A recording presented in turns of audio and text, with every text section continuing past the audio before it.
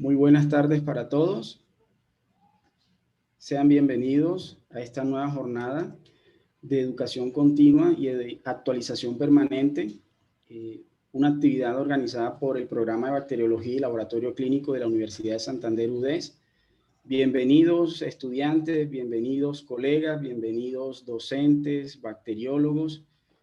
Un caluroso saludo desde la ciudad de Bucaramanga, en donde queremos en esta jornada compartir con ustedes sobre un tema muy importante y es acerca del control de calidad interno. En esta oportunidad tenemos como invitado al doctor Wilson Ahumada, a quien les doy mis agradecimientos. Doctor Wilson, muchas gracias por aceptar esta invitación. Vamos a estar tratando con el doctor Wilson el tema de análisis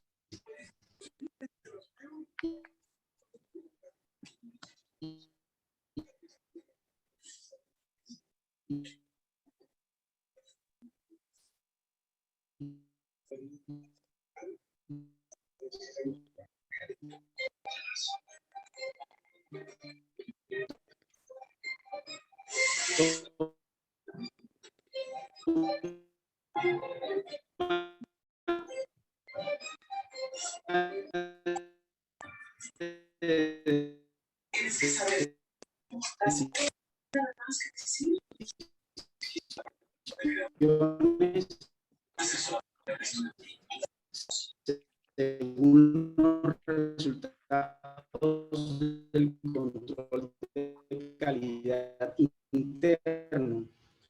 Un tema tan importante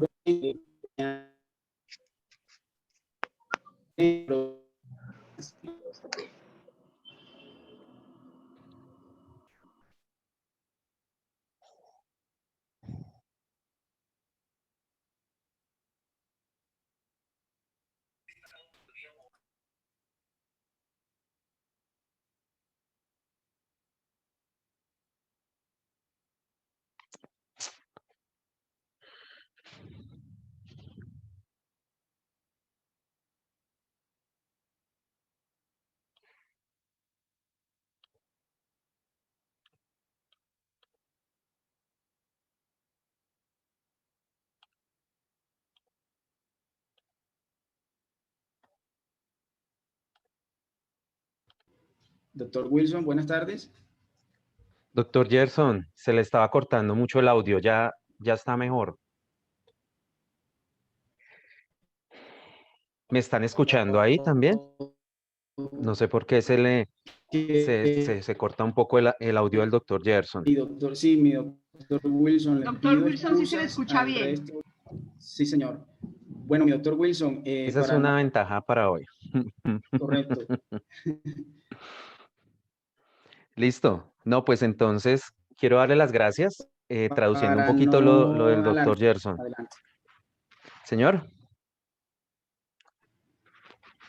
Sí, mi doctor Wilson, quiero agradecerle a los asistentes mantener, por favor, los micrófonos apagados. Alguna inquietud, alguna duda, la tenemos presente y al final de la conferencia del doctor Wilson, por favor, damos apertura a los micrófonos y agradezco el buen comportamiento. Le doy la palabra al doctor Wilson. Adelante, muchas gracias.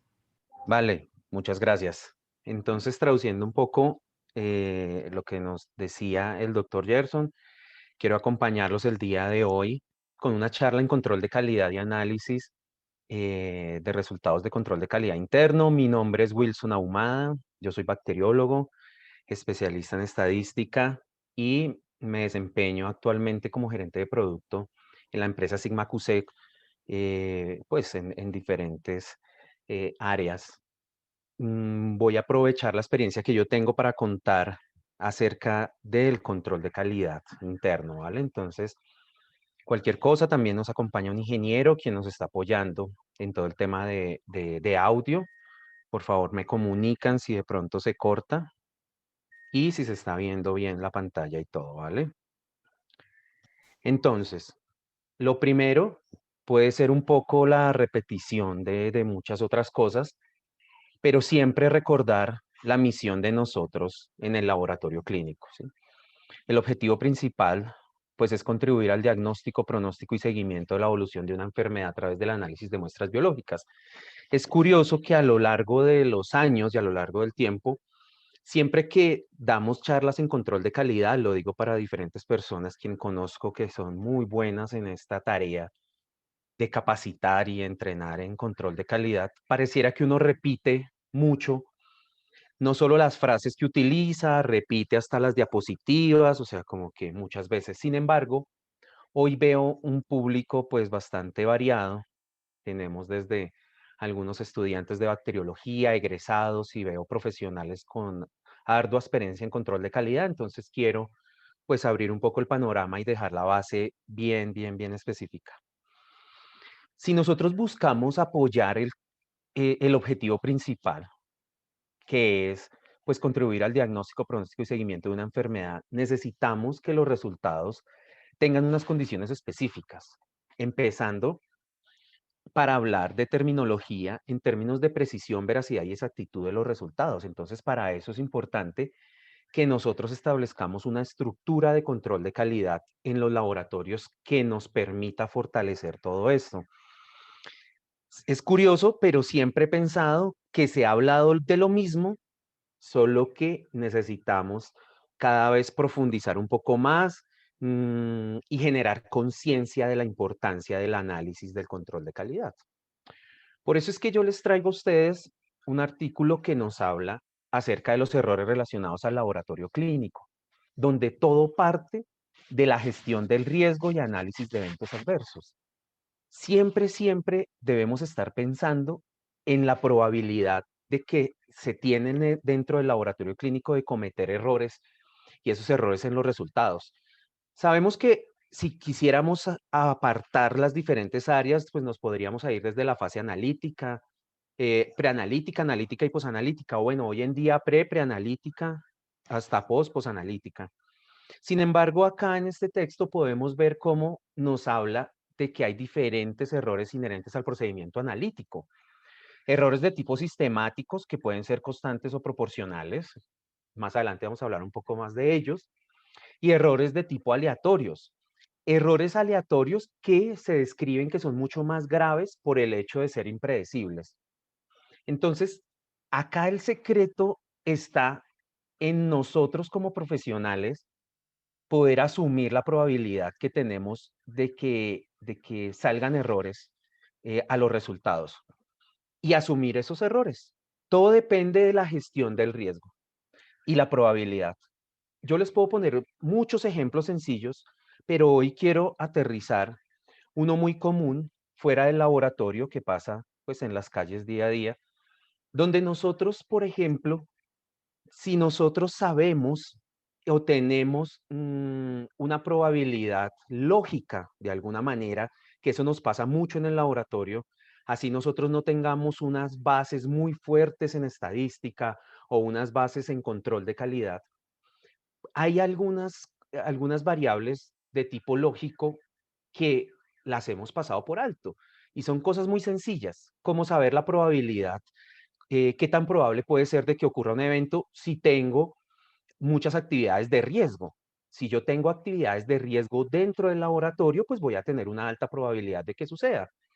Y es muy sencillo porque, por ejemplo, nosotros podemos fácilmente pasar por una cuadra que esté oscura, yo voy caminando y hay 3 tipos esperando en una esquina. Entonces, ¿qué probabilidad hay de que me atraquen esas personas o me roben? Es un ejemplo que me saca un poco del contexto, pero de alguna manera es la cruda realidad de lo que pasa. Entonces, ¿qué probabilidad hay de que con esas variables que están sucediendo, de que yo digo, espere, es una calle oscura, hay 3 personas ahí como parqueadas, ¿qué probabilidad hay de que me atraquen? Pues una probabilidad alta, o sea, no se necesita, a lo que hoy es que no se necesita ser especialista en estadística para saber eso. Y yo como persona necesito asumir ese riesgo, que es lo que está pasando en los laboratorios. ¿Qué es asumir ese riesgo? Pues nada, echarme la bendición y pasar por esa cuadra al lado de esos 3 tipos pensando que son buenas personas, o coger otra cuadra y mirar cómo minimizo esos riesgos.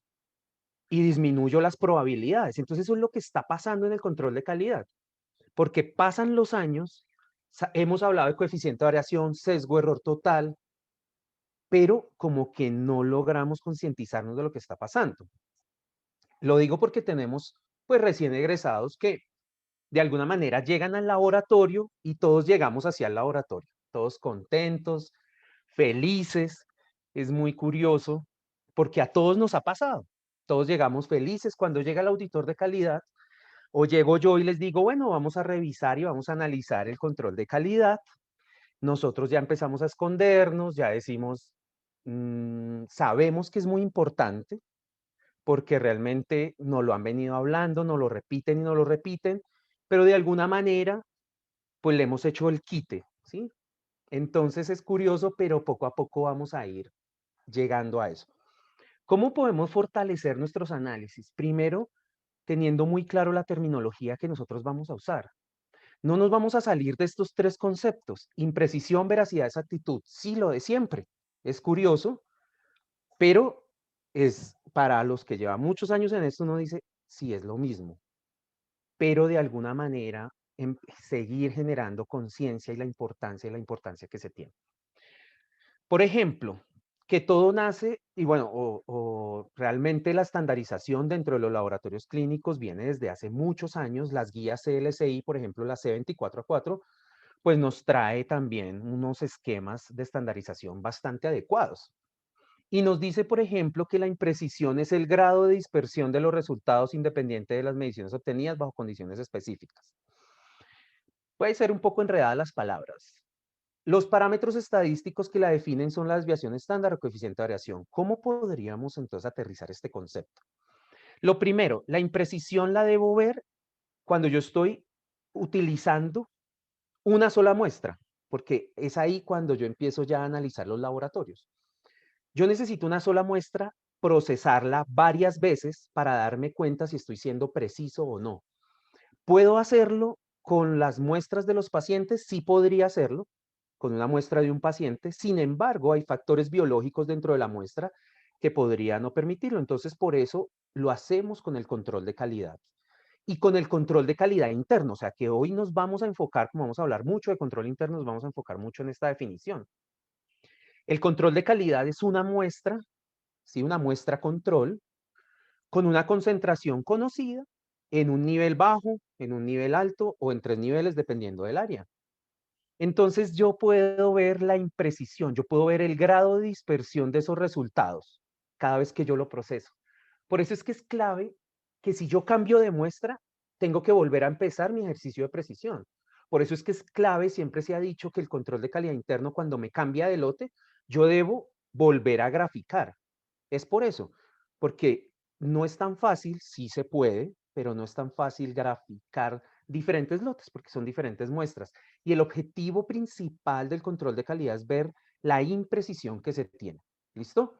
Grado de dispersión de los resultados independiente de las mediciones. Entonces me va a medir la distancia que hay dentro de esas repeticiones sobre su mismo valor central. Entonces, por ejemplo, yo paso el control de calidad interno hoy me da 80 miligramos sobre decilitro. Yo espero que cuando lo repita, sea más tarde, sea mañana, pasado mañana y toda la semana, yo sea reproducible a ese mismo valor, muy cercano, y se empiece a generar una media y unas desviaciones estándar. ¿Listo? Más adelante vamos a seguir viendo este concepto. Luego vamos a hablar de veracidad. Veracidad como el grado de concordancia entre el promedio de los resultados de infinitas mediciones y un valor de referencia.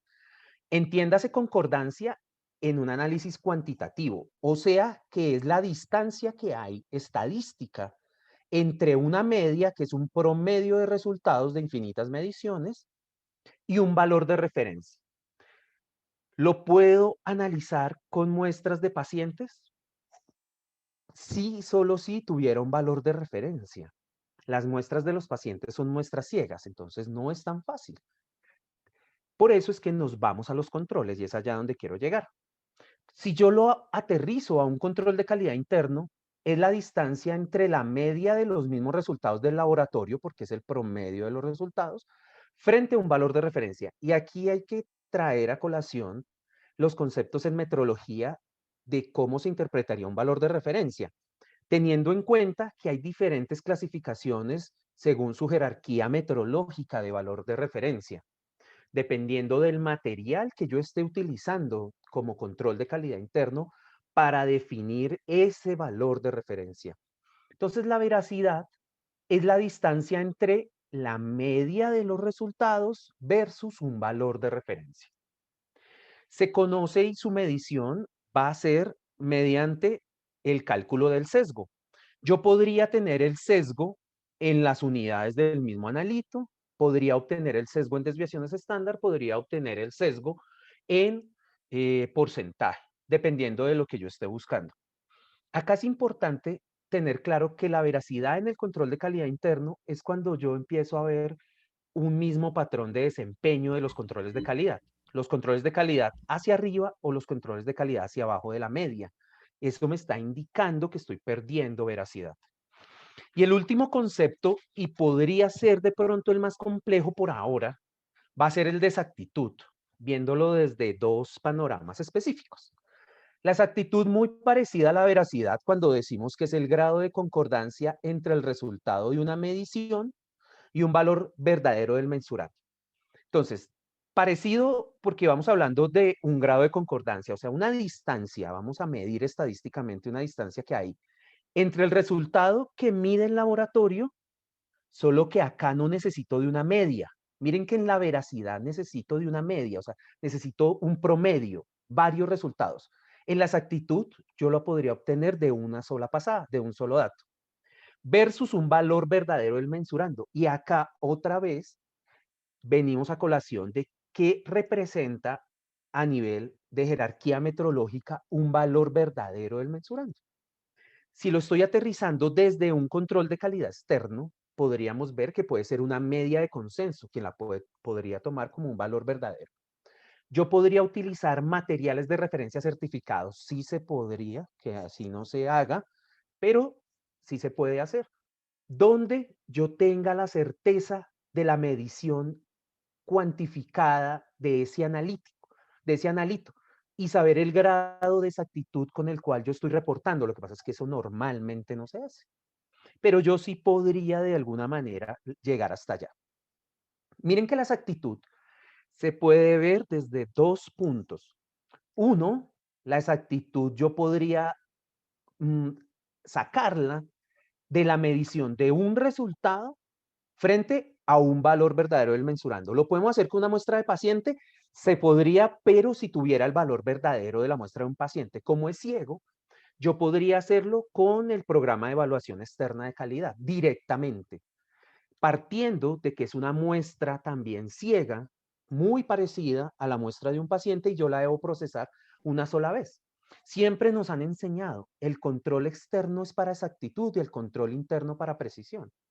De pronto lo que quedó un poco suelto a lo largo de los años ha sido el término de veracidad, que hoy en día ya lo estamos correlacionando. Entonces, la exactitud la podemos hallar de dos maneras. Una, cuando yo proceso una sola vez el resultado y lo estoy comparando contra un valor verdadero. O dos, como dice acá abajo, este concepto comprende tanto la veracidad como la precisión. O sea que yo puedo hallar la exactitud cuando calculo independientemente la precisión por medio del coeficiente de variación, la veracidad por medio del sesgo, lo sumo, obtengo el famoso error total y podría llegar también a la exactitud. O sea que nosotros sí tenemos varias medidas de exactitud en el laboratorio. Lo más importante es saber cómo analizarlas y cómo se deben correlacionar según lo que yo estoy analizando. ¿Listo? Me traje esta foto del doctor Gabriel Migliarino, un argentino que también es muy bueno en control de calidad. Y el hombre en este esquema nos resume básicamente la terminología de lo que necesitamos saber. ¿Qué nos dice? Primero, que si partimos desde la precisión, por ejemplo, desde la parte más abajo, que la precisión, ya vimos su significado, sin embargo, ¿cuáles son los tipos de errores que generan que yo sea impreciso en el laboratorio? Errores de tipo aleatorio. ¿Y cuál es la medida estadística con la cual yo puedo observar la imprecisión? Va a ser la de desviación estándar o desviación estándar relativa, o como lo conocemos más comúnmente en el laboratorio clínico, el coeficiente de variación. Que el coeficiente de variación es la medida porcentual de la desviación estándar, ahorita lo vamos a ver con más detalle. Que al mismo tiempo que yo analizo precisión, yo puedo analizar veracidad, pero partiendo de que son dos conceptos diferentes. La precisión yo la mido con respecto a mis propios valores sobre la media de mis propios valores. En cambio, la veracidad es comparar los valores del laboratorio frente a un valor de referencia para saber qué tan veraz lo está haciendo. Por eso es que la medida estadística va a ser el sesgo. Y de esa misma manera nosotros utilizamos la palabra sesgo para decir los datos están sesgados, con un sesgo positivo o con un sesgo negativo. ¿Y qué tipo de errores son los que me generan este sesgo? Son errores de tipo sistemáticos. Entonces este esquema me traduce perfectamente todo lo que yo necesito. Necesito saber que yo debo medir la imprecisión que me generan los errores aleatorios. Por medio, ¿cómo la voy a medir? ¿Cuál es la medida estadística? El coeficiente de variación. Yo lo debo monitorear a diario. Debo medir la veracidad. Sí, debo medir la veracidad que me generan los errores sistemáticos. ¿Cómo? Con la medición del sesgo. Y al mismo tiempo, podría ya sumar lo que es el error aleatorio más el error sistemático y obtener el error total. O sea que aquí yo ya inherentemente estoy capturando la exactitud en la medición, porque es la suma de estos dos. Y claro, la medida estadística es la incertidumbre, teniendo en cuenta pues que hoy no voy a abarcar muchos temas de incertidumbre, pero tengamos presente que la incertidumbre va a ser la medida estadística que me va a lograr cuantificar el error en la medición. Recordemos que todas las mediciones contienen grados de error. Por eso es que partimos de un error aleatorio, un error sistemático, un error total, y la incertidumbre poco a poco se va adaptando mucho. Se va adaptando mucho. Nosotros como bacteriólogos de pronto perdemos un poco en metrología, como hace muchos años que sí se manejaba muy bien. Hoy en día se ha perdido mucho, la idea es como volverla a sacar, pero poco a poco vamos a ir adelantándonos de eso. Entonces, ¿cómo vamos a aterrizar eso? ¿Cómo podemos aterrizar eso?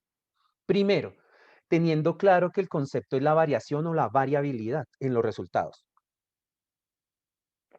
Y es chistoso porque yo veo esta diapositiva y digo, listo, viene una variabilidad biológica o una variación biológica. Partiendo que la variación biológica no es más que ya una medición que se hizo de la variación normal que los analitos, por ejemplo, los analitos de rutina, cuando están circulando dentro de nosotros, están teniendo una variación biológica que es natural. ¿Listo? Pero debemos separarla muy bien de la variación analítica, que como lo muestra la imagen, a veces los laboratorios pueden ser un caos, pero de alguna manera toda la variación analítica va a ser todo lo que comprende las variables que interaccionan con las muestras en los laboratorios.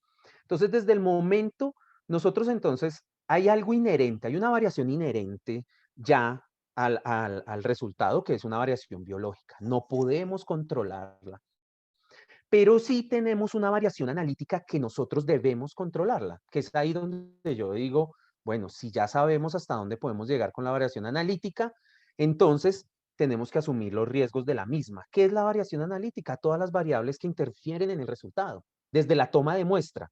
¿Listo? Desde la toma de muestra, miren acá este mejor esquema, yo separo dentro de una variación global que contiene un resultado de un laboratorio, yo debo separar lo que es variación analítica de lo que es variación biológica. La variación analítica, todas las variables dentro de un laboratorio, desde el momento en el que la muestra se toma, el tubo que usted seleccionó para tomar, el tipo de aditivo que está utilizando.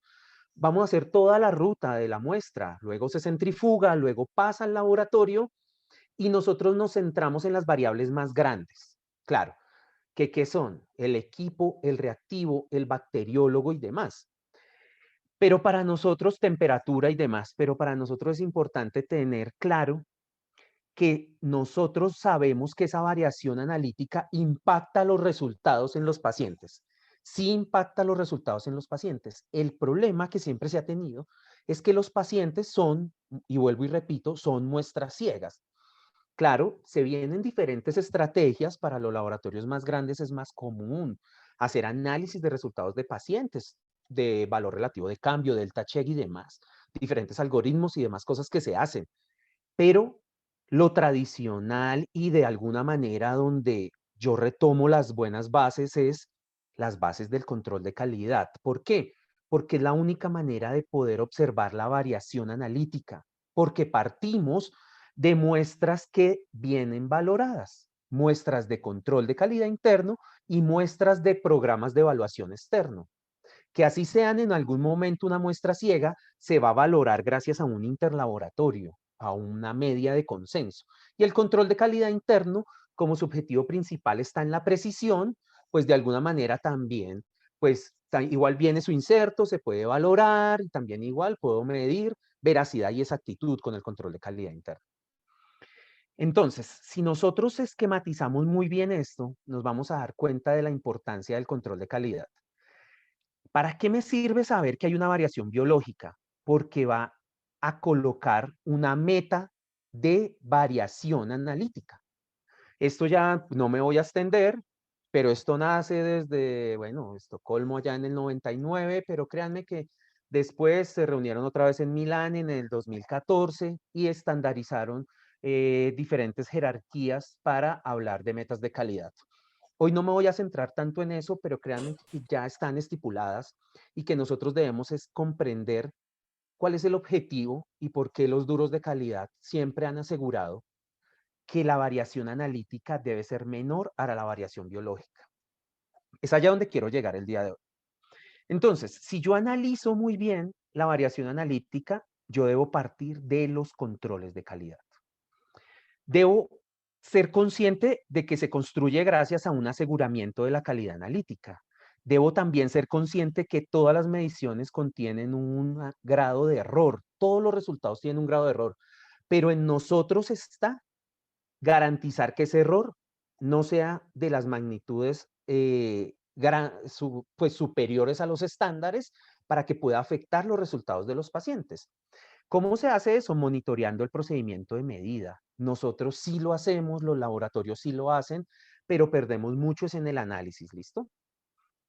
Todo el laboratorio es una sola fuente de variación. Todo el laboratorio contiene una fuente de variación. Lo que pasa es que para nosotros pueden ser algunas variables, ya sean de incertidumbre, algunas variables que no impacten demasiado los resultados de los pacientes, así como van a haber unas variables que definitivamente sí impactan demasiado. ¿Cómo nos acostumbramos?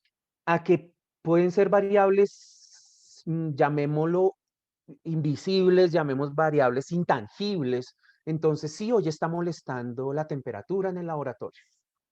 ¿Qué tanto puede afectar eso los resultados de los pacientes? Entonces uno dice, bueno, no estoy seguro. Pero uno como que le mete la lógica a la cuestión y uno dice, bueno, eso sí puede estar afectando la máquina, puede estar afectando la medición.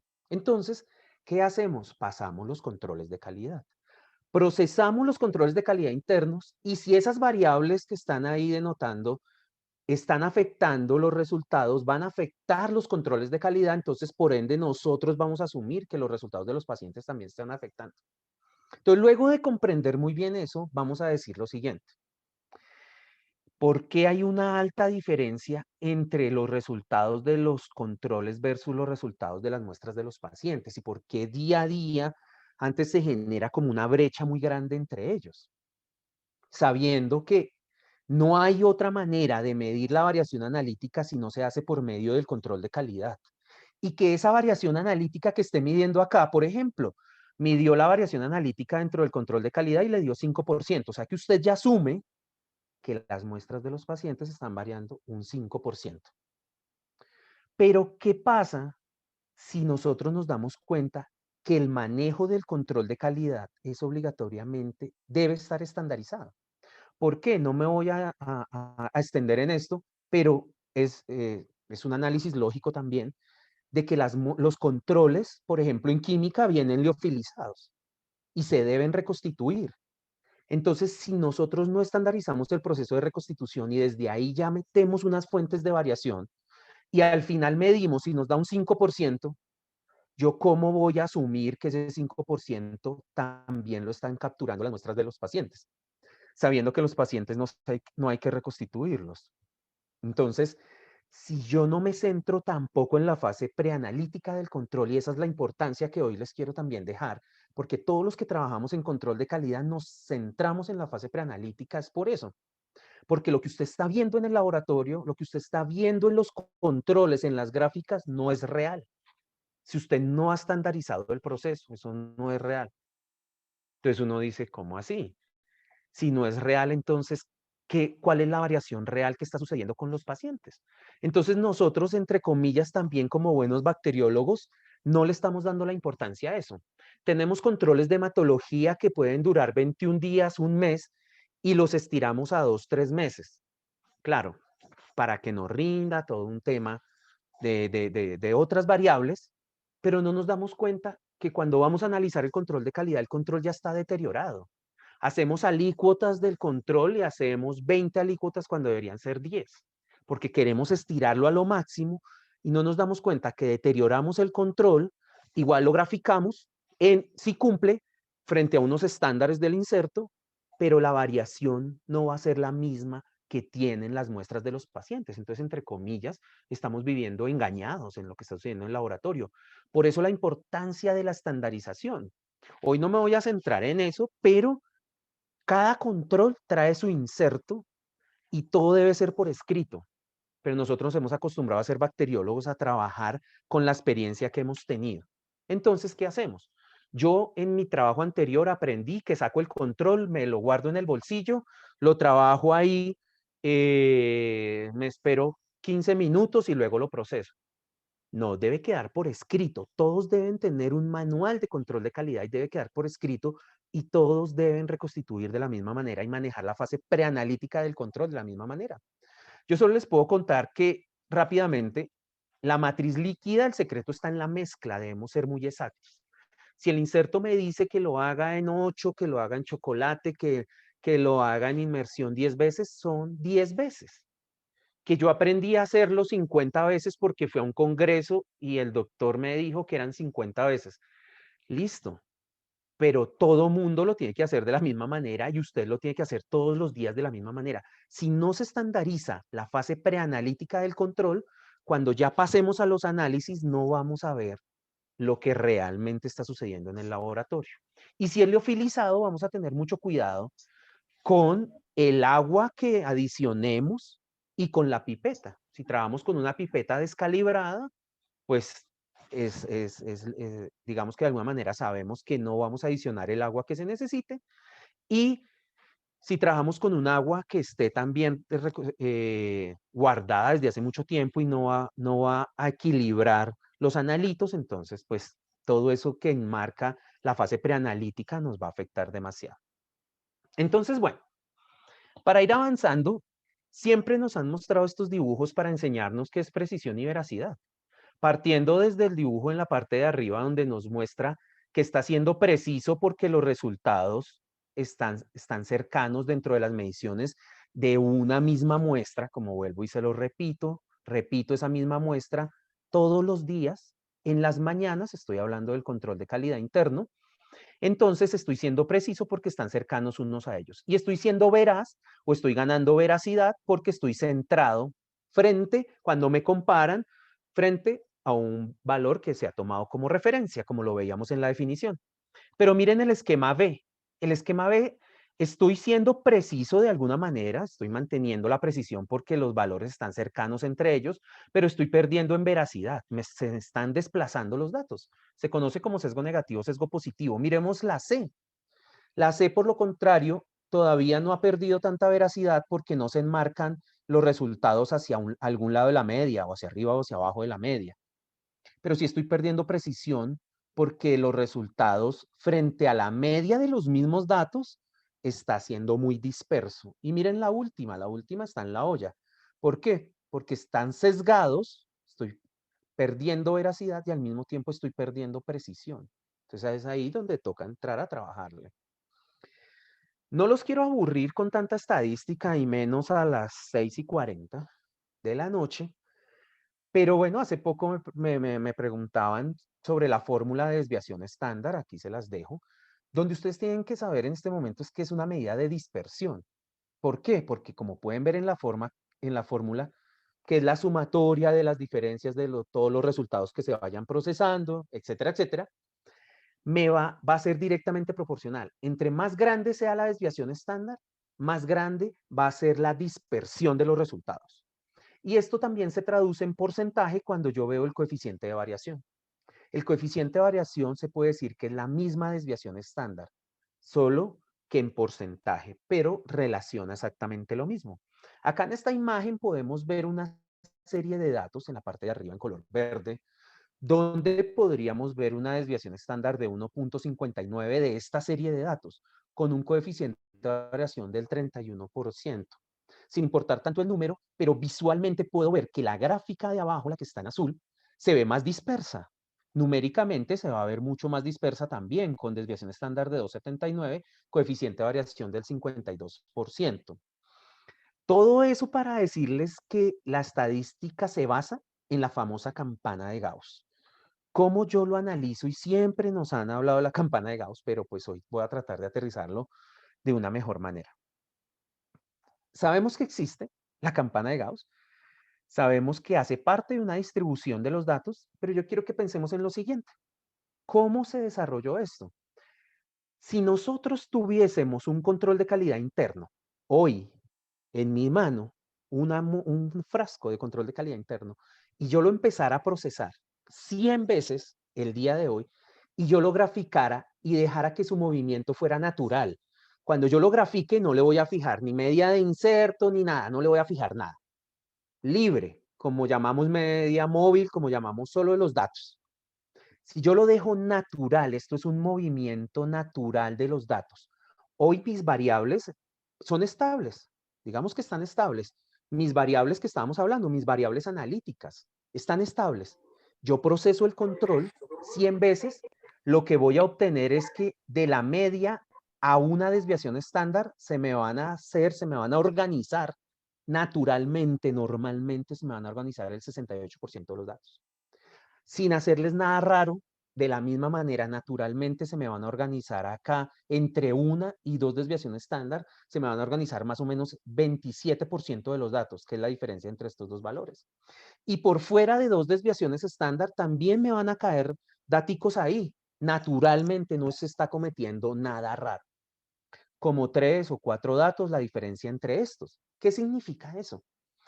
Que si yo parto de que toda la estadística es gaussiana, natural, y de ahí fue que se crearon las famosas reglas de Westgard y es a donde ya vamos y vamos ya digamos que avanzar con eso, yo puedo decir que si cambiara alguna variable de mi laboratorio, va a cambiar la campana de Gauss. Entonces yo debo dejar que mis datos se muevan libremente. ¿Cómo debo dejar? Como siempre nos han enseñado, que yo arranco fijando una media propia, arranco fijando una media del inserto, y ahí que hacemos el ejercicio de recoger datos. Siempre nos han enseñado, hay que recoger 25 datos, hay que recoger 30 datos. ¿Qué se está haciendo en el ejercicio de recoger datos? Se está dejando que esto se mueva así naturalmente. Pero claro, las variables no van a ser tan estables ahí. Entonces por eso usted debe arrancar con las gráficas de inserto, porque usted va a tener unos movimientos ahí y eso se necesita tener unos márgenes de seguridad y usted necesita tener unos límites, pero así nace.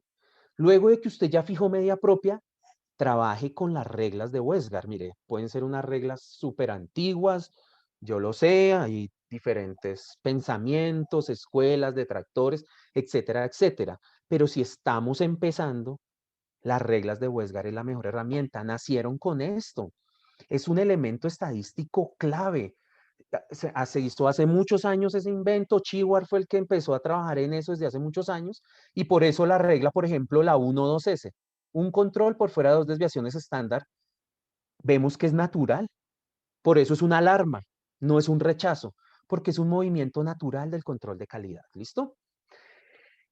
¿Cómo yo identifico la campana de Gauss? Porque cuando yo voy a trabajarla dentro de una gráfica, yo invierto, se le da la vuelta a la campana de Gauss, como pueden ver acá, y es lo mismo, nosotros estamos acostumbrados a verlo de esta manera. Nosotros de esta manera podemos ver el desempeño normal. Sí podemos ver un desempeño normal, solo que acá no logramos identificar la campana de Gauss. Por eso es importante trabajarle a las reglas de Westgard. Entonces, ahora sí, uno dice, listo, ¿cómo vamos con la estadística? ¿Cómo vamos con la estadística básica? Lo primero es escuchar la voz del proceso.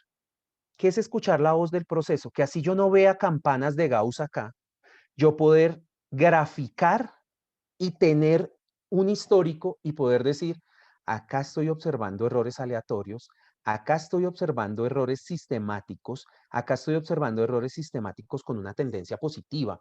Esto es un sesgo negativo y esto es un error aleatorio. Poderlo identificar, o sea que la invitación al día de hoy es, venga, identifíquelo. ¿Cómo lo va a hacer? Clasificando si el tema es de errores aleatorios por medio del coeficiente de variación. Si el problema que está teniendo es de errores sistemáticos porque está haciendo cálculo de sesgo, recordemos que cada medición tiene un grado de dispersión. Lo que pasa es que eso no lo logramos ver en el momento, pero debemos hacernos conscientes de eso. Para eso es que volvemos y repetimos las famosas reglas de Westgard, las básicas.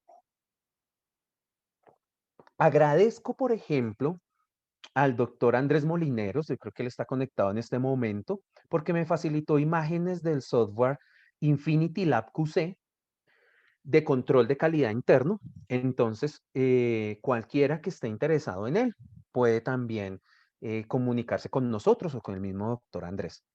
¿Qué vemos nosotros dentro de las gráficas? Primero, que nosotros tenemos que tener un software que pueda parametrizar las reglas de Westgard para nosotros poder empezar a jugar con ellas. Mínimo debo tener estas 6 reglas básicas, mínimo.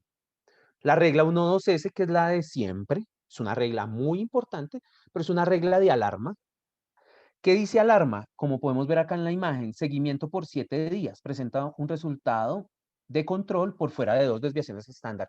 Podemos ver este punto acá, donde está por fuera de 2 desviaciones estándar, pero él alcanza a entrar dentro de un movimiento natural del control. Por eso es que estos son temas de probabilidad. La probabilidad de que aquí se esté cometiendo un error es demasiado baja, demasiado baja. Por eso es que es una alarma. Usted aquí no rechaza, usted debe continuar. Pero en cambio hay otra regla, la 1.3s, un control por fuera de 3 desviaciones estándar. Se debe rechazar. Claro, ya está perdiendo la proporción. Y más cuando usted ve el histórico y usted ve hacia atrás y usted dice, no, pero yo venía bien, entonces, ¿qué sucedió? Y acá es donde yo empiezo a clasificar. Usted está hablando acá de un error aleatorio o de un error sistemático. Entonces usted rechaza esto porque es un error aleatorio, diferente a los datos anteriores que venía manejando. Tiene que reprocesar y no va a validar la corrida analítica hasta que solucione este pequeño problema. Tenemos otra regla de error aleatorio que es la R4S. Los laboratorios casi no la trabajan. Me gustó esta imagen porque aquí se puede observar cómo, por ejemplo, se grafican varias gráficas al mismo tiempo y podemos ver un nivel, este punto, no supera la segunda desviación estándar. Sin embargo, como es un software y logra medir la distancia que hay entre este nivel de control y este otro nivel de control, hay un rango de más de 4 desviaciones estándar entre estos dos y activa la regla. Es una regla de rechazo y es de error aleatorio. ¿Por qué es de error aleatorio? Porque no es normal que un nivel se desplace hacia arriba y el otro nivel se desplace hacia abajo. Diferente a las reglas de error sistemático. Las reglas de error sistemático, ¿qué hacen? Van a tener el mismo comportamiento, el mismo desempeño. Miren la regla 2.2s, típica, donde digamos que en un día específico este control se sale de 2 desviaciones estándar. Es la regla 1.2s, lo dejamos en alarma y al otro día se sale otra vez a la segunda desviación estándar. Aquí ya se me activa la regla. Yo no puedo durar alarmado toda la semana. Miren, acá la doctora duró alarmada como 5 días. No.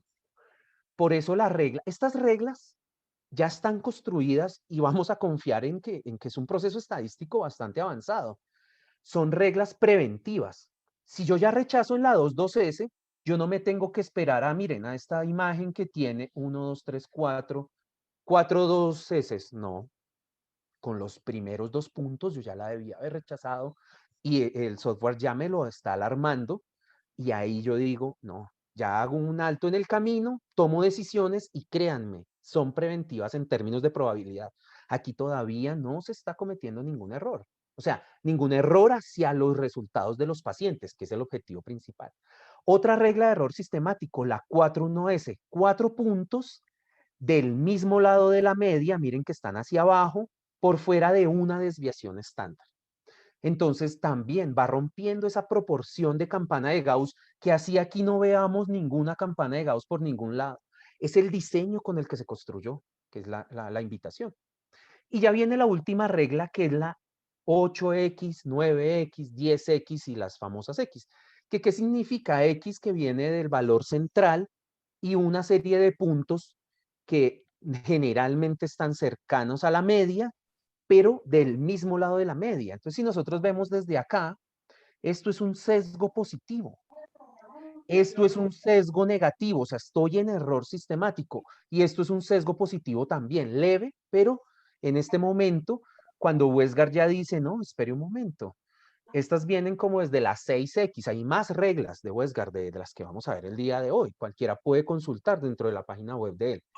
Pero desde, por ejemplo, la 1, 2, 3, 4, 5, 6, 7, 8 datos del mismo lado de la media, ya empiezan, normalmente se activa desde la 8, 9, 10, entonces uno ahí ya dice, espere un momento, tengo una tendencia a reportar por encima, teniendo en cuenta que en estadística la palabra tendencia es que es escalonado, ¿no? Pero acá esto es un sesgo positivo, ¿listo? Cerramos un micrófono, no sé, creo que hay un participante con el micrófono abierto, por favor, muchas gracias. Y ya para ir avanzando en este tema, es importante que nosotros sepamos que los software también hoy en día me van a graficar el error total. O sea que yo debo tener una combinación entre el análisis mediante reglas de Westgard y el error total que yo esté estableciendo. Entiendas el error total que puede partir, por ejemplo, de la variabilidad biológica que estábamos viendo en las primeras diapositivas. ¿Hay más metas de calidad? Sí, no todas son variabilidad biológica. Hay otras metas dentro de la jerarquía, poder llegar hasta estado del arte. Hoy no voy a entrar en tanto detalle, pero yo podría establecer la que mejor se adapte al laboratorio. Lo importante acá es dejar la reflexión que se debe interactuar entre las dos cosas y modernizarnos a como hoy en día se nos está hablando. Entonces, es importante cerrarlo con un concepto y con un ejemplo de probabilidad. Probabilidad lógica de alguna manera. Todo lo que estamos hablando, eso ya tiene un diseño estadístico de probabilidad. La campana de Gauss, las reglas de Westgard, la sigmametría, todo eso ya es un estadístico de probabilidad. Pero como yo les contaba en las primeras diapositivas, nosotros debemos ser lógicos en nuestro actuar y en asumir los riesgos. No se necesita ser especialista en estadística para darse cuenta de lo siguiente, que yo tengo una glucosa, sí, y que yo le debo medir la variación analítica y que ya también parto de que tiene una variación biológica, como lo veíamos. Que en la medición analítica de esa glucosa obtengo un coeficiente de variación del 2.5% con un sesgo de 2.1, o sea que al final voy a obtener un error total del 6.22%. Que al mismo tiempo yo lo debo comparar, siempre nos lo han enseñado, con la meta de calidad que puede ser variabilidad biológica que coloqué el 10%. Está muy cercana a eso. Ahora bien, ¿por qué es qué es lo importante acá? Miren esto.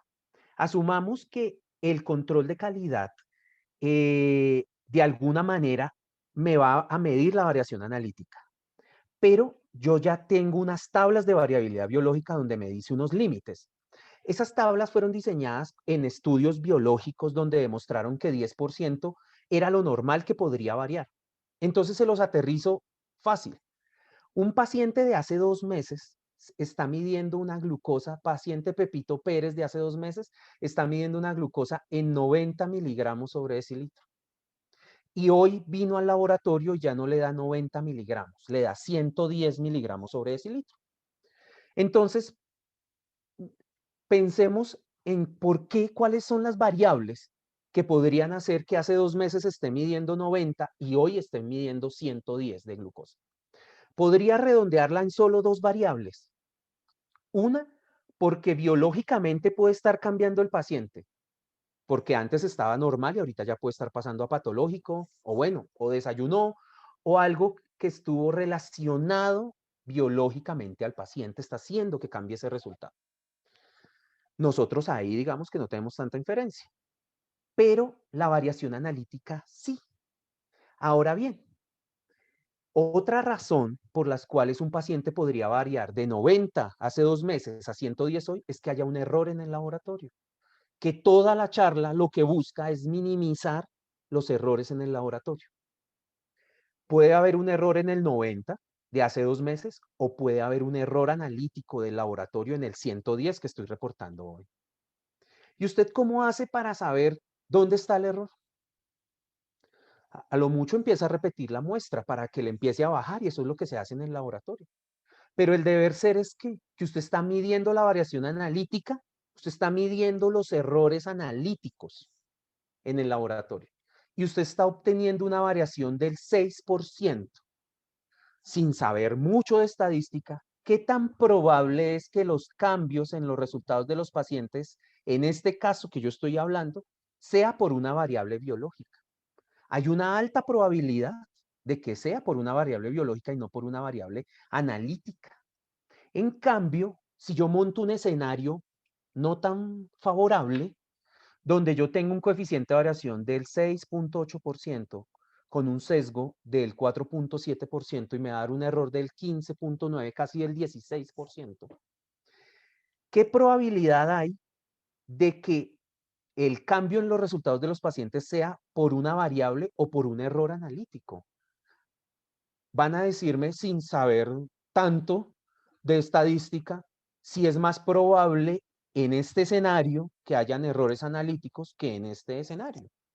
Ahora bien, si ustedes quieren asumir el riesgo de pasar por esa cuadra, saludar a los 3 ahí malacarosos que están y echarme la bendición para que no me atraquen, o si ya conocemos como todo el trasfondo y decimos, no, pues ¿qué voy a hacer? Disminuir la variación analítica. ¿Para qué? Para disminuir el riesgo. Recuerden, gestión del riesgo, análisis de eventos adversos, todo es gestión del riesgo, todo esto. Lo que pasa es que uno se centra demasiado pues en el número, pero el trasfondo está ahí, ¿listo?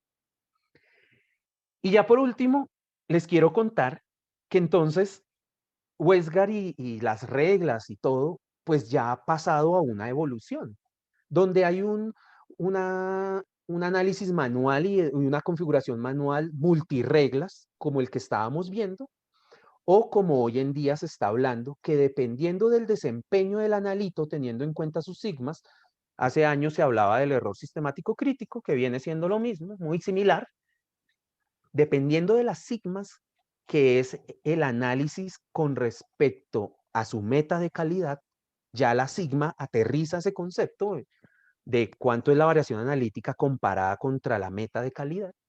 Dependiendo de las sigmas, va a establecer una serie de reglas de Westgar. Entonces, este esquema nos lo muestra. ¿Cómo se ejecuta? Que entre más sigmas tenga, significa que tiene mejor desempeño, entonces se le van a aplicar pocas reglas. Esto es para los que tienen hijos, como cuando tú tienes un hijo algo hiperactivo, que se mueve mucho. Entonces, ¿tú qué necesitas? Ponerle todos los controles y tener los ojos encima a él. O si no, se te cae, se te pega. Así pareciera que es lo mismo. Si tú tienes un niño que tú lo dejas ahí sentadito y él se queda quieto donde tú lo dejas, pues tú te relajas. Tú te relajas un poco, te pones a hacer oficio y lo logras hacer. Algo así es acá, solo que con la estabilidad. Si el analito es bastante estable, es bastante juicioso, tú le pones pocas reglas. Pero si es muy inestable, tienes que ponerle muchas reglas de control para disminuir el riesgo de error. Si es, por ejemplo, 3 sigma, le tienes que poner la 8X, la 41S, la R4S, la 22S, la 13S, todas, chuleárselas ahí en el software. Pero si es 4 sigma, pues ya no le aplicará la 8X y así sucesivamente, poco a poco. Si ustedes quieren avanzar y consultar más acerca de esto, pueden hacerlo desde la página web de Westgar. Y ya por último, mira, son las 7 en punto. Ya por último, y el tiempo se pasó muy rápido, no podemos hacernos de la vista gorda con todo lo que está pasando en el país. Entonces, por eso quiero hacer una pequeña reflexión de que en momentos de crisis como esta que está viviendo el país, es cuando más el ser humano tiene que sacar lo más valioso de todos nosotros. Entonces, no sé cómo está el tema de orden público, pues allá en Santander, pero pues las noticias, las redes sociales y todo, pues se ve bastante caótico, me parece que está tenaz. Y la moraleja de pronto del día de hoy, cerrando un poco lo que estábamos viendo, pues es que Dios quiera que pare la violencia, y que pues este país que estamos construyendo y nosotros como seres humanos tenemos que aportar mucho a eso. Entonces, en este momento de crisis, pues es importante saber qué país le vamos a dejar a nuestros hijos. Y listo. Muchas gracias. ¿Tienen alguna pregunta, comentarios? Como esto es virtual, mire, toca hasta aplausos virtuales y todo porque ni modos. Vamos a mirar aquí el chat. Wilson, muchas gracias, muy amables. Sí.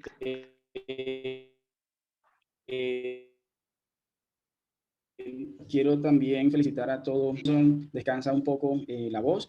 Agradezco a Sandra para que por favor quienes tengan alguna duda, inquietud, levanten la manito y pues mi doctor Wilson, démosle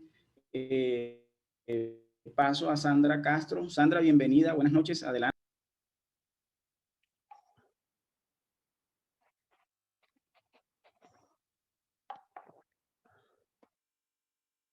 Yo no escucho a Sandra, ¿seré solo yo? Sí, Sandra, por favor activa el micrófono y adelante con la inquietud.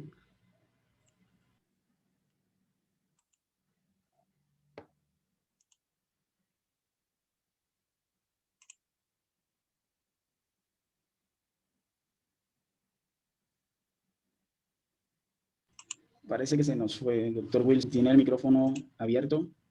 ¿Tenga alguna inquietud?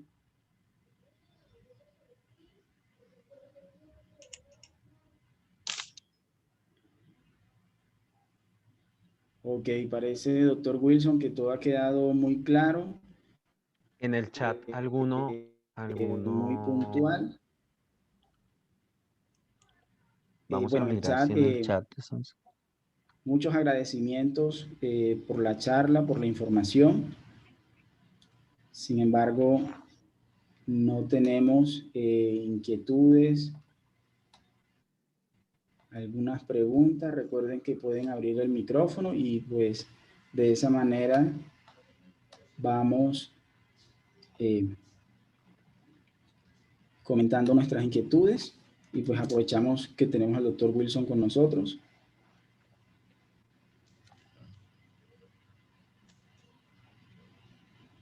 Bueno, Miriam tiene el micrófono abierto, pero parece que no tiene ninguna inquietud. Sí. Posibilidad de envío de grabación de la charla, dice.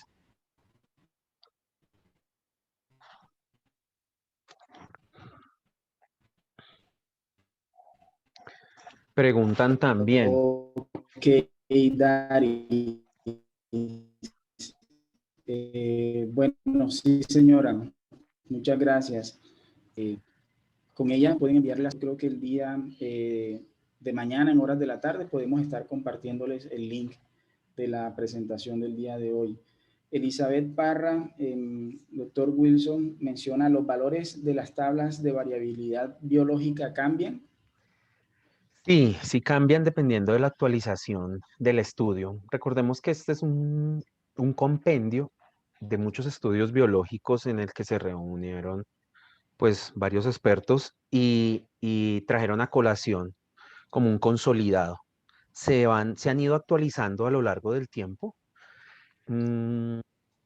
Está un poco desconectado últimamente. No sé si estamos, creo que en versión 2019, creo, de tablas de realidad biológica.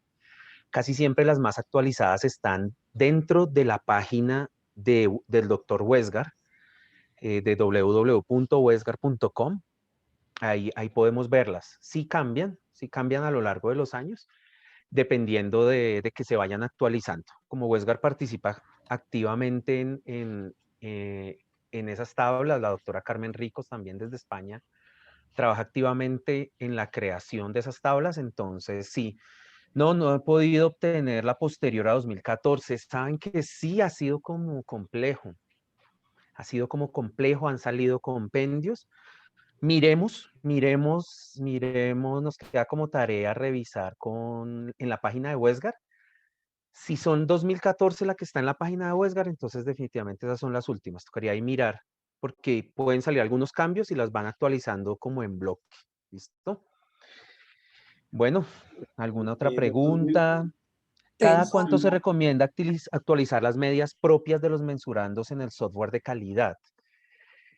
Mm, Se supone que si yo me quiero centrar en la teoría y el objetivo principal de tener una media propia es ver la variación, eh, entonces no debería cambiar mucho. Debería mantenerse estable como las variables. Debería durar lo que dura el lote del control de calidad interno. Pero en la vida real no sucede así. ¿Cómo se hace en la vida real? Que si la media propia hay alguna variable grandota que cambió el desempeño de lo que yo estaba haciendo antes a lo que yo estaba haciendo, recordemos qué hace tener una media propia, que yo recojo datos en un mes y yo le estoy diciendo a todo mi sistema analítico, como yo me comporto en un mes, usted se debe comportar todo un año, por decirlo así de alguna manera. Pero usted lo trabajó con unas variables específicas. Si hubo algún cambio drástico, pues eso puede hacer que sus variables ya no vuelvan a ser las mismas de ese mes. Si lo hizo en febrero y hoy estamos en junio, ya no sean las mismas. Entonces, esa es una de las causas por las cuales podría volverse a recoger datos y a volver a recabar eso. Pero depende mucho, o sea, cada caso es muy particular. Luego dice una duda, cuando tengo control de hematología con 3 niveles y después de los 15 a 50 días comienzan a estar los valores por encima de la media, ¿puedo ajustar mi media o qué puedo hacer para no registrar la 10X? Sí, en hematología no es tan fácil porque primero los mensurandos, los analitos no tienen una misma variación que, por ejemplo, en otras áreas. Entonces, a veces se mantienen muy estables, o sea que la 10X generalmente puede estar sucediendo. Otro factor que hace que en hematología no sea tan fácil es porque los lotes cambian muy continuo, comparado, por ejemplo, con química. Entonces, usted está recogiendo datos y a los varios meses ya vuelven y le cambian el lote. Entonces, no es tan fácil. Pero para dar más concreto a la pregunta, dice, cuando tengo control de hematología, comienzan a estar los valores por encima, ¿puedo ajustar la media? Sí, sí se puede ajustar la media. Realmente en hematología hay muchas estrategias. Hoy en día se está colocando de moda estrategias hasta con medias móviles y, y demás cosas, entonces sí, sí es más factible. ¿Alguna otra doctor pregunta? Wilson. Sí, tengo una tenemos a pregunta. la doctora Sandra Saavedra, adelante. Buenas noches. Hola, buenas noches. He visto que en algunos analitos hay un sesgo positivo o sea, sesgo, pues digamos 5 o 6 puntos por arriba de la media.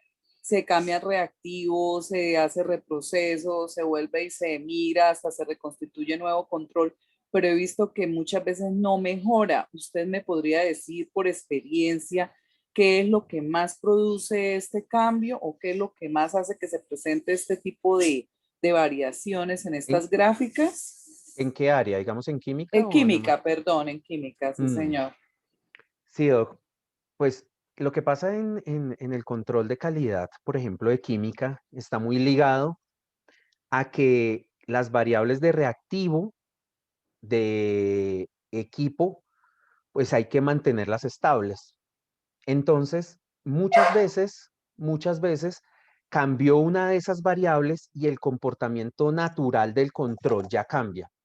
Entonces, eso hace que definitivamente tenga que calibrar y de alguna manera mejorar el proceso. Si después de la calibración yo sigo presentando los mismos errores, yo tendría que hacer un análisis desde el momento en el que empezó a suceder hasta cuando ya se está ocurriendo para saber si puedo recalcular la media y volver como a arrancar incluyendo esa variable. Cuando yo recalculo la media, créanme que el problema no está en la media como tal, sino en la variación aleatoria, o sea, en el coeficiente de variación. Yo debo capturar esa fuente de incertidumbre que ahora hace parte de mi laboratorio y que antes yo no la tenía, pero también pues monitoreando temas de error total es importante para que no se afecte. Ok, muchas gracias. Bueno, también nos preguntan si estoy teniendo mal comportamiento en mi control interno, por el contrario, buen comportamiento en el externo, ¿puedo refrescar la media? Sí, sí. Se podría refrescar la media. Recordemos que el control interno es muy fuerte para precisión y el control externo para exactitud. Cada caso es muy especial. Toca ver la frecuencia con la que se procesa el control de calidad externo. Tocaría ver si se puede hacer un reproceso, si coincide el procesamiento del externo con lo que estamos viendo en el interno. Las medias propias del laboratorio se deben cambiar cada mes porque debo fijar mi media real de acuerdo a las variables que se presentan. La que debe estar estable durante todo el lote de control es el valor diana. Bueno, el valor diana y el valor media es un concepto que se utiliza mucho cuando se está trabajando interlaboratorios. Entonces, no es tan fácil, no es tan fácil. De alguna manera, el interlaboratorio me está dando un valor de consenso. Sin embargo, yo debo monitorear mi propia variación. Y si yo la estoy cambiando cada mes, pues no solo voy a cambiar la media, es que la media se alimenta de varios datos. Entonces el problema es que no solo va a cambiar la media, sino voy a cambiar el tamaño de las desviaciones estándar. Y yo puedo estar perdiendo, ese argumento está muy chévere y así lo hacen cuando se trabaja poco con reglas de Westgard y se le da más fuerza a error total. Pero si yo quiero mantener esquema de reglas de Westgard como estábamos viendo, yo no recomiendo cambiar cada mes la media propia, pero son diferentes escuelas, lo he visto y pues ha funcionado porque también son temas de probabilidad. ¿Cuántos son lo mínimo de puntos para obtener la media? Yo no hablo tanto de puntos, sino de espacio. Si usted trabaja diariamente, en un mes de tiempo, tener 25 puntos, quitando los domingos, llamémoslo así, en un mes que ocurran diferentes variables. Recordemos que lo que queremos con la media propia es obtener variables que lleguen a la media y me muestren cómo está en el laboratorio el desempeño. ¿Qué otra cosa? Ofrecemos opinión. Si trabajo con Diana, ya no tengo en cuenta la media fija. Hace parte de la pregunta que estábamos viendo. ¿Cómo puedo actuar frente a un analito que mi control interno muestre un sesgo negativo y mi control externo muestre un sesgo positivo o al revés? Dependiendo del análisis de sesgo. O sea, el control externo es más fuerte en exactitud dependiendo de qué control interno tengo. Ahí tendría que entrar a muchas variables. Si estás trabajando interno, independiente de tercera opinión, si tienes un grupo par, toca definir bien el sesgo. Si estamos a lo básico, llamémoslo así, llamémoslo tradicional a lo básico, la exactitud cobra más fuerza el control externo y el control interno precisión. Sin embargo, no en todos los casos aplica. O sea, toca entrar a ver con más detalle. Depende mucho de cómo estamos analizando el control. ¿Alguna otra pregunta? Valor diana o media no es lo mismo porque mi diana es de error total. ¿Sí? Sí. ¿Recomienda los datos de grupo par en interlaboratorio si mi control no viene valorado? Sí, señora. Sí, el interlaboratorio muestra un valor de referencia más cercano que el del inserto. Recordemos que la valoración de inserto es una valoración, llamémosla rápida, en el momento en el que lotean y distribuyen a nivel mundial. El interlaboratorio, y más si hay un grupo par, recobra una media bastante importante que hay que creerle al interlaboratorio y es muy buen dato para hacer análisis de veracidad y de sesgo.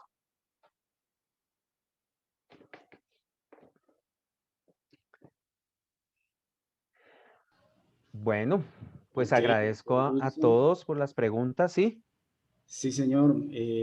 Quería pues agradecer que nos está acompañando en esta noche. Muchas gracias por su presentación.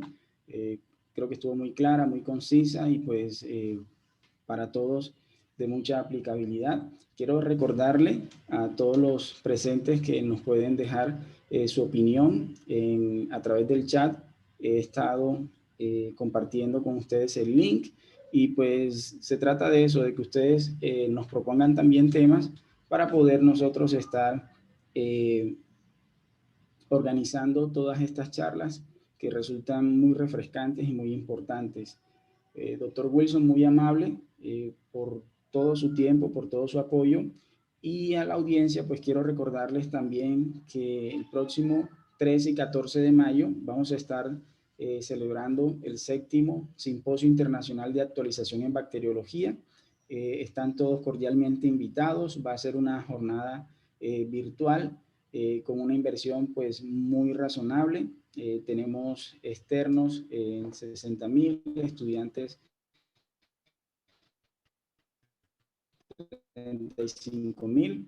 Pueden verlos a cada categoría y pues tenemos también la facilidad para que ustedes se inscriban y puedan también desarrollar su pago de forma virtual.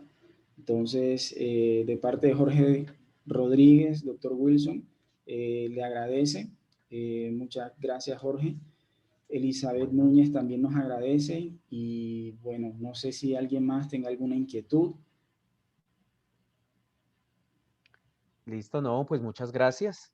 Yo creo que yo también voy a estar en una de las conferencias del 13 y 14, hablando un poco más acerca de este tema de control de calidad, con más énfasis. Entonces, quiero agradecer a todos por el tiempo. No es nada fácil sacar el tiempo y el espacio.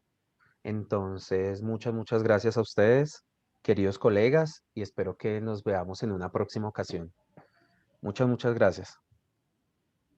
Mil gracias, doctor Wilson, muy amable por haber aceptado nuestra invitación y por haber compartido con nosotros. A todos y cada uno de los asistentes, estudiantes, colegas, profesores, graduados, mil y mil gracias. En el chat estoy dejando el link por si ustedes quieren consultar un poco más, indagar un poco más acerca de la programación del simposio internacional. Vamos a tener temas relacionados con calidad, con energía. Quiero agradecerles. Mi doctor Wilson, le comento, este era el último evento de Ok, jornada de educación continua y pues le agradecemos mucho, mucha acogida, más de 200 asistentes y sí, pues súper creo que bien. hemos marcado un récord en estas actividades y Qué pues bueno. lo chévere es que compartimos un rato ameno. Muchas gracias por su tiempo.